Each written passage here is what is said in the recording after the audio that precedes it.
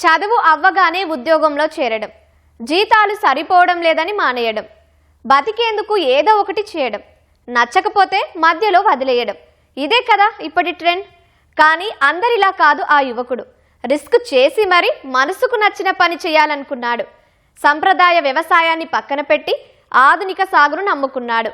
అనుకున్నంత ఆదాయం సంపాదిస్తూనే 20 మందికి పైగా ఉపాధి కల్పిస్తున్నాడు ఛత్తీస్గఢ్కు చెందిన రాకేష్.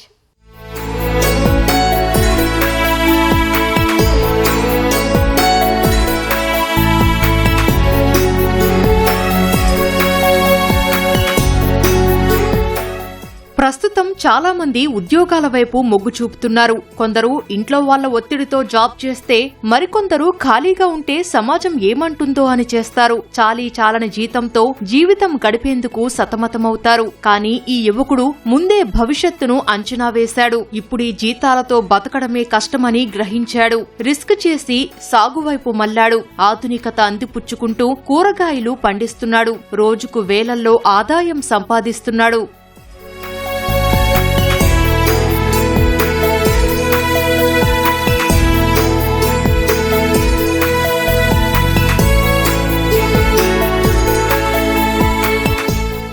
ఈ యువకుడి పేరు రాకేష్ కుష్వాహా. ఛత్తీస్గఢ్ గోపాల్పూర్ స్వస్థలం. ఆర్థిక ఇబ్బందుల కారణంగా పెద్దగా చదువుకోని రాకేష్ కుటుంబాన్ని పోషించేందుకు నెలకు 3,000 నుంచి 4,000 వరకు వచ్చే ఉద్యోగంలో చేరాడు. కానీ పెరుగుతున్న ధరలకు వస్తున్న ఆదాయం ఏమాత్రం సరిపోవడం లేదని గ్రహించాడు. జాబ్ మానేసి ఏదైనా వ్యాపారం మొదలు పెట్టాలని నిర్ణయించుకున్నాడు. आजकल का युग हो गया है कि लोग नौकरी करना ज़्यादा पसंद करते हैं। फिलहाल नौकरी भी आजकल 15 से 10 हज़ार का अमाउंट में बहुत नौकरी है। उतना में लोगों का आजकल होना तो है नहीं, जिस तरह से महंगाई बढ़ रही है। और मेरे हिसाब से मैंने 3-3 हज़ार वाले भी नौकरी किए हैं, ठीक है, लेकिन इस हिसाब से अपना घर द्वारा घर चला नहीं सकते। उसको देख के आदमी थोड़ा रिस्क तो लेता ही है। एक हिसाब से रिस्क भी है तो टेंशन भी नहीं उतना कि और इसका बढ़ोतरी करेंगे, 35 से 40 करेंगे। अब यही अपना रोजगार और यही अपना उद्योग और व्यापार दोनों यही। 22 ఏళ్లకే ఉద్యోగం వదిలి వ్యవసాయాన్ని ఎంచుకున్నాడీ యువకుడు. సొంతంగా కేవలం 20 గుంటల భూమి ఉండడంతో 35 ఎకరాల భూమిని కౌలుకు తీసుకున్నాడు. తాత తండ్రి అవలంబించిన పాత విధానాలు పక్కన పెట్టి ఆధునిక సాగు ప్రారంభించాడు. నాణ్యమైన విత్తనాలు, డ్రిప్ ఇరిగేషన్ యంత్రాలు ఉపయోగించి కాలీఫ్లవర్, వంకాయ, బీన్స్, క్యాప్సికం పండిస్తున్నాడు. गोभी का खेती करता हूँ, बैगन का, सेमी का और शिमला का खेती करता हूँ। ये 4 खेती अभी भी अवेलेबल है और इसमें फ्रूटिंग वाला काम भी हो रहा है। अराउंड हमारी गोभी कटिंग हुई लगभग 50 रुपये के आसपास है। अभी फिलहाल 30 तक चल रहे हैं, तो मेरी लागत लगभग 3 लाख के आसपास, 3 से 4 लाख के आसपास होगा। लेबर कटिंग वगैरह, बीज वगैरह सब करके। अब जिस हिसाब से रेट मिला 50 के आसपास, 45 मिला, तो समथिंग 9,000 के आसपास, 9 लाख के आसपास हो ही गया।